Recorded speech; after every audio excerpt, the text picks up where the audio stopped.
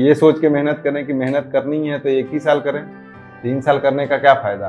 बाद में यूट्यूब देख लिया जाएगा या जो भी सोशल मीडिया चलाना है वो कर लिया जाएगा। प्रैक्टिस कीजिएगा तो आपको एग्ज़ाम में सिली मिस्टेक्स जो होते हैं वो कम होंगे, रेदर देन आप बुक पढ़ते रहें कि ये सिलेबस कंप्लीट हो गया, वो टॉपिक कंप्लीट हो गया। नहीं, पूछना क्या चाहती है उस टॉपिक को कंप्लीट करें, उसका कम समय में आप अचीव कर पाएंगे। हेलो एवरीवन, आप सबको स्वागत है एक और नए से वीडियो में। आप देख रहे हैं स्टोरी ऑफ सक्सेस और मैं हूं मोनू कुमार। आज के जो हमारे गेस्ट होने वाले हैं धनराज कुमार सर हैं। इनका 67 बीपीएससी में 21 रैंक के साथ एसडीएम पोस्ट पे सिलेक्शन हुआ है। इसके पहले इन्होंने सीजीएल में टैक्स असिस्टेंट पोस्ट पे सिलेक्टेड है और वहाँ कार्यरत है। तो आज सर से जानेंगे इनकी पूरी स्ट्रेटजी कि जॉब करते हुए सर बीपीएससी क्रैक कैसे किए और इनकी बुक लिस्ट क्या है। तो आप सब वीडियो में बने रहिएगा और वीडियो अच्छा लगे तो लाइक कीजिए और कमेंट्स करके आप सब बता सकते हैं कि वीडियो आपको कैसा लगता है। और किन्हीं स्टूडेंट का कोई क्वेरी होगा, अगर सर से भी कोई क्वेश्चन पूछना होगा तो आप इंस्टाग्राम पे फॉलो करके मैसेज कर सकते हैं। हम सर से टाइम जैसा रहेगा सर के पास वैसा सर से क्वेश्चन का आंसर लेके आप सबको हम आंसर दिया करेंगे। सबसे पहले सर कांग्रेचुलेशन आपको 67 बीपीएससी में सिलेक्शन पाने के लिए। Thank you so much. तो सर अपने बारे में बताइए, लाइक एजुकेशनल बैकग्राउंड और रहने वाले कहाँ का है? मैं नालंदा जिला के रहने वाला हूँ। जी। मैंने अपनी 10वीं की पढ़ाई नालंदा से की, रास बिहारी हाई स्कूल। उसके बाद मैंने 12th महाबोधि महाविद्यालय नालंदा से किया। उसके बाद 2019 में मैंने महाबोधि महाविद्यालय से ही फिजिक्स ऑनर्स में ग्रेजुएशन कंप्लीट किया। ग्रेजुएशन के बाद आप तैयारी करने के लिए कहाँ पे आए? मैं 12th का तैयारी करने के लिए भी मैं पटना में था और मैं फिर कॉलेज नहीं गया, इंजीनियरिंग कॉलेज नहीं गया। मैंने उसको छोड़ करके ये सोचा कि मैं गवर्नमेंट जॉब का तैयारी करता हूँ। फिर मैंने जब 19 में ग्रेजुएशन कंप्लीट हुआ तो मैंने एसएससी सीजीएल का एग्ज़ाम दिया। उसमें से मेरा पहले बार में सिलेक्शन हो गया जीएसटी इंस्पेक्टर के पोस्ट पे, पर वो राउरकेला में हुआ था, उड़ीसा जोन में हुआ था। तो मैंने उसे छोड़ करके सीजीएल 20 से टैक्स असिस्टेंट के पद पे इनकम टैक्स में पटना ज्वाइन किया। मैं अभी इनकम टैक्स में पटना में कार्यरत हूँ। Okay sir. तो सर जैसा कि आपका 21 रैंक आया है बीपीएससी में, तो सर जब आप पहला बार लिस्ट देखे और अपना नाम और रैंक देखे तो उस समय का फर्स्ट फीलिंग क्या था और सबसे पहले आप किनको बताए? देखिए, मैं अपने दोस्त के साथ कॉल पे था जब रिजल्ट, क्योंकि आने वाला था, पता था कि रिजल्ट अब न तब कभी भी आ सकता है जी। तो दोस्त के साथ लाइन पे था, तो उन्होंने बताया कि रिजल्ट आ गया। पीडीएफ डाउनलोड किया, नाम सर्च किया तो 21 रैंक देख करके बहुत ज़्यादा इमोशनल हो गया।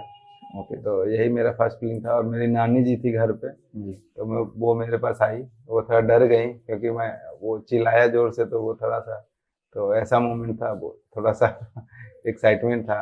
तो फिर बाकी तो अब ठीक लग रहा। और जब जाने घर वाले कि आप 21 रैंक के साथ एसडीएम पोस्ट पे सिलेक्शन पाए हैं तो घर वालों का रिएक्शन कैसा था और क्या माहौल था उस समय घर का? नहीं, सब लोग बहुत खुश थे जी। सभी लोग, परिवारजन, दोस्त, सब खुश थे, बहुत ज़्यादा खुश थे। मम्मी को कॉल करके बताया, पापा को कॉल करके बताया जी, तो वो लोग बहुत खुश थे। सभी परिवार वालों को बताया, वो लोग बहुत बहुत ज़्यादा खुश थे, अभी भी बहुत खुश हैं।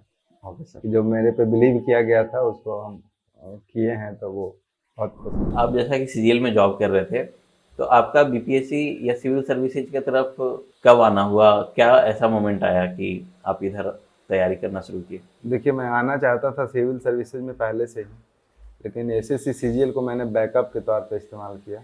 मैं एक अटेम्प्ट देकर चाहता था कि एक जॉब सिक्योरिटी ले लूँ, क्योंकि मैं बहुत अच्छे बैकग्राउंड से नहीं आता हूँ, तो इसीलिए मैंने सीजीएल का एग्ज़ाम दिया एज ए बैकअप के तौर पे। तो मेरे माइंड में हमेशा से सिविल सर्विसेज था।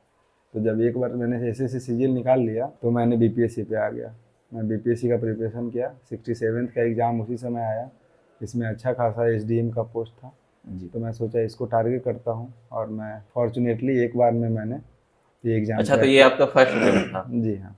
सर आपका स्ट्रेटजी क्या था? आप जैसा कि जॉब कर रहे हैं पटना में, आपको कितना टाइम मिल पाता था तैयारी के लिए? 67th का एग्ज़ाम जो था वो मैंने जॉब के साथ प्रिपरेशन नहीं की थी।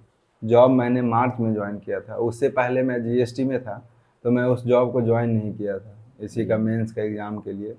तो मैं 67th में मेरे पे ये अप्लाई नहीं होता है कि मैं जॉब के साथ प्रिपरेशन किया था। लेकिन 68th का जो मेंस एग्ज़ाम है वो मैंने जॉब के साथ तैयारी करके एग्ज़ाम दिया था। तो जब आपका एक बार बेसिक प्रिपरेशन हो जाता है जी, तो आपको बहुत ज़्यादा टाइम नहीं लगता है। आप टाइम निकाल लेते हैं जॉब के साथ भी। मान लेते हैं 3 घंटा सुबह निकाल लिया आप, ऑफिस से आने के बाद 3 घंटा निकाल लिए, 6 घंटा, ऑफिस में 1-2 घंटा जब लंच आवर हो या कभी भी टाइम हो तो आप उसमें सोच सकते हैं एग्ज़ाम के बारे में, ऐसा करके आप टाइम निकाल सकते हैं।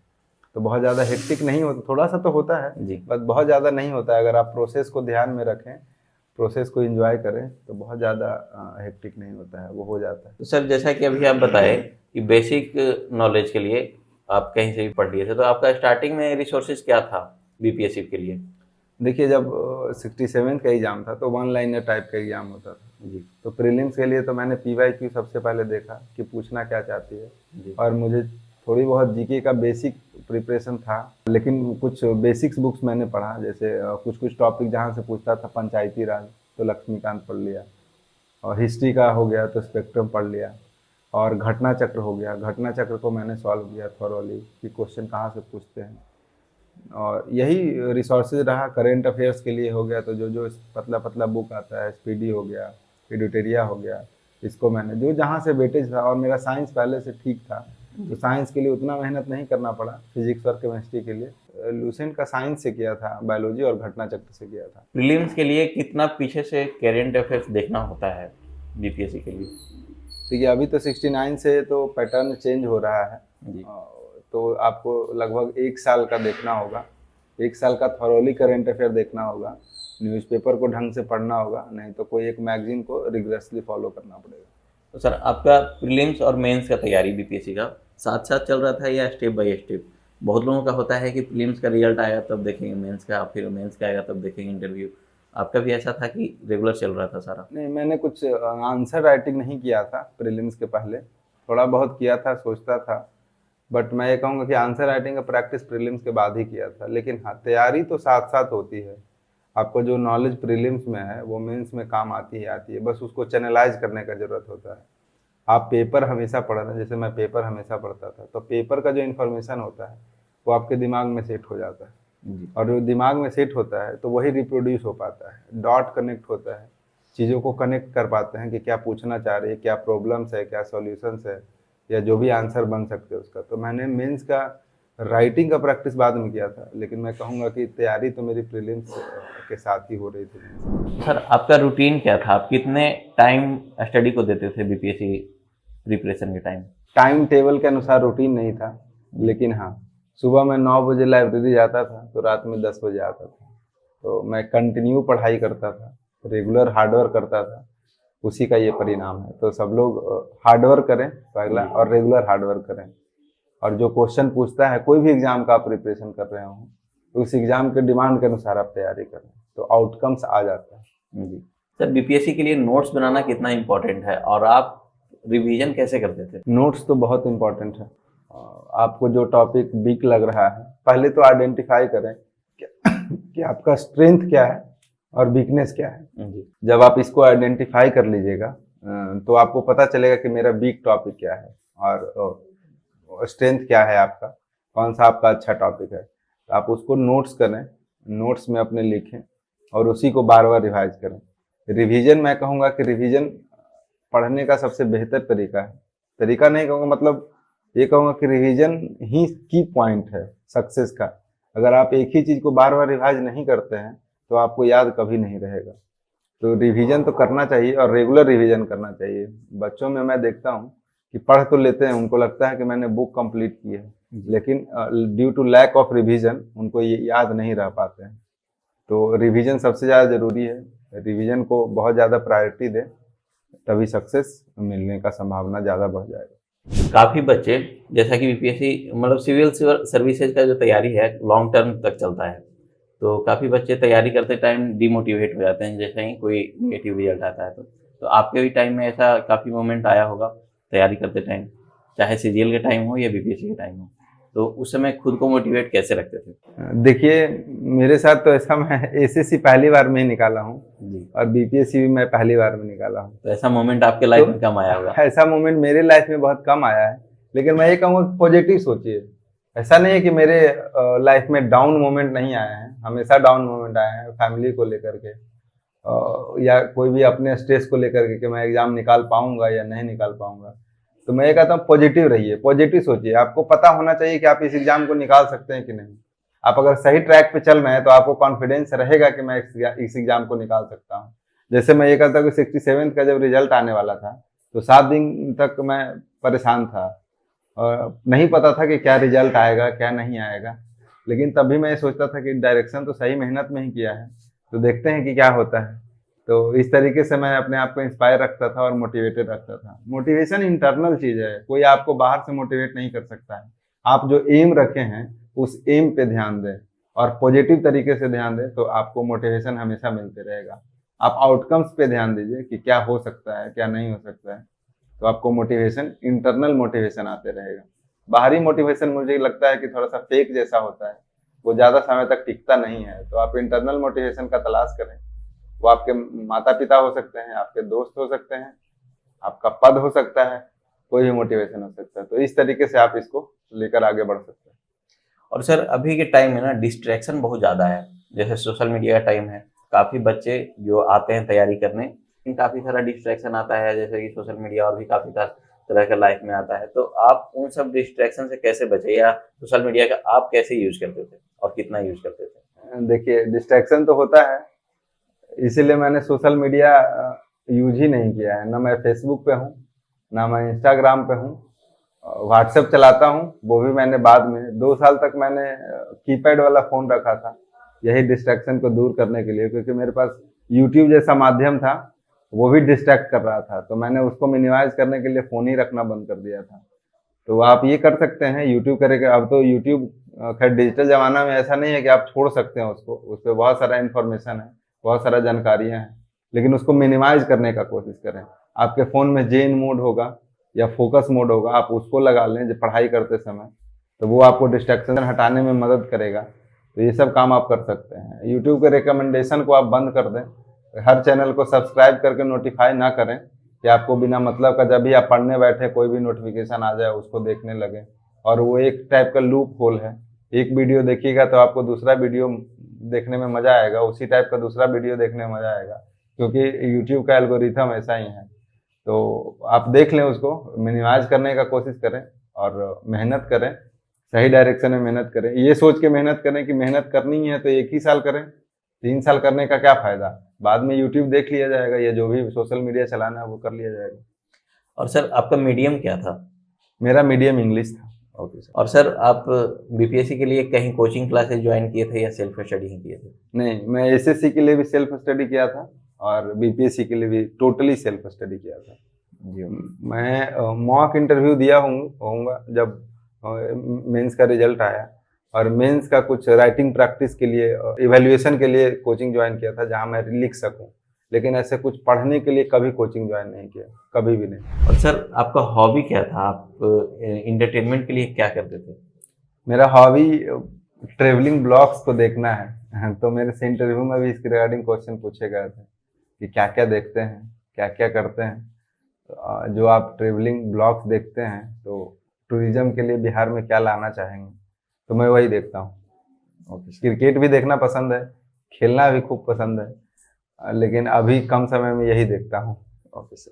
तो सर जैसा कि अभी 70 बीपीएससी का एग्ज़ाम होने वाला है और 69 का भी मेंस होने वाला है, तो उन लोगों के लिए आप क्या टिप्स दीजिएगा ताकि उन लोगों का मतलब टाइम के साथ साथ प्रिपरेशन अच्छे से हो पाए? देखिए सबसे पहले तो 69th बीपीएससी का मेंस के लिए मैं कहना चाहूँगा कि आप अभी तो ऑप्शनल खत्म हो गए, तो एसे पेपर हो गया, GS1 है, GS2 है। तो GS1 और GS2 के लिए आप प्रीवियस ईयर क्वेश्चन को ढंग से देखें और उसका राइटिंग प्रैक्टिस करें। थोड़ा सा बीपीएससी पैटर्न चेंज कर रहे हैं, लेकिन उतना भी बेसिक से अभी नहीं हट रहे हैं कि आपको बीपीएससी का जो प्रीवियस ईयर क्वेश्चन है वो फायदा ना करे। तो आप उस क्वेश्चन को लेकर के एनालाइज करें कि क्या पूछना चाहती है और उसको किस डायरेक्शन में बीपीएससी ले जाना चाहती है। थोड़ा सा वैल्यू एडिशन का काम करें, इकोनॉमी सर्वे का डाटा पढ़ें, कोई और भी रिपोर्ट्स है उसका पढ़ें, जजमेंट देख लें क्वालिटी में क्या है, करेंट का कोई टॉपिक है उसको आप वैल्यू एडिशन कर सकते हैं वहाँ जजमेंट में, उसमें मार्क्स मिलते हैं। तो इस काम को करें और राइटिंग प्रैक्टिस करें, लिखें, रोज एक क्वेश्चन लिखें, 2 क्वेश्चन लिखें। राइटिंग आपको करनी है क्योंकि आपको जब 69th में पेपर आएगा तो थोड़ा सा लेंदी पेपर आएगा और उसमें शॉर्ट आंसर ज़्यादा है, तो आपको राइटिंग प्रैक्टिस करना पड़ेगा, टाइम मैनेज करना पड़ेगा। ऐसे के लिए मैं कहूँगा कि ऐसे का भी प्रैक्टिस करें, ऐसे लिखने से ही सुधार होगा। तो ऐसे शुरुआत से लिखें, जो भी टॉपिक है, जो भी बिहार रिलेटेड टॉपिक हैं, जो भी इंडिया का जो थर्ड 3 पोर्शन में जो पूछता है, तो उसको लेकर के आप प्रैक्टिस करें, ब्रेन स्टॉर्मिंग करें, पेपर पढ़ें, तभी आप उस ऐसे को डाइवर्सिफाई कर पाएंगे। तो इस तरीके से आप तैयारी कर सकते हैं 69 पर। जहाँ तक बात रही 70th बीपीएससी प्रीलिम्स का, तो आप बेसिक बुक्स पे जाएं, एनसीईआरटी को पढ़ें, उसके बाद आप सॉल्व करें। इस बार का जैसा 69 का प्रीलिम्स का पैटर्न रहा है, तो थोड़ा यूपीएससी की ओर टिल्ट हुआ है, तो यूपीएससी का जो आसान क्वेश्चन है उसको आप सॉल्व करने का कोशिश करें एक बार कंप्लीट करने के बाद। और मैं अभी भी कहूँगा कि थीम को पकड़ें, बीपीएससी जो थीम पूछती है उस थीम को पकड़ करके उस टॉपिक को कवर करें, उसके बाद तैयारी करें और क्वेश्चन सॉल्व करें, प्रैक्टिस करें।